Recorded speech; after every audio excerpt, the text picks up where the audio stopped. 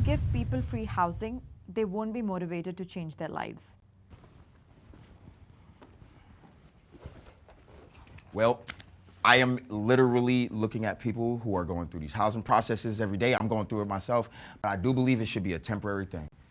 It should always be a temporary thing because your parents should raise you, and if they don't raise you, you're not someone else's problem. And nothing should be free. I think with the prompt saying, if you give someone free housing, they're not going to want to work. I think that's true. You could just stay here and figure your life out. I probably wouldn't have become successful, but she was like, no, get the hell out. She kicked me out. Having that something to motivate you or push you, it'll get you to work a little bit harder. I think like housing is a baseline to make better decisions. At least for me, I wasn't able to get sober until I was able to get into a cafeteria to get out of the rain, and I was able to think more clearly.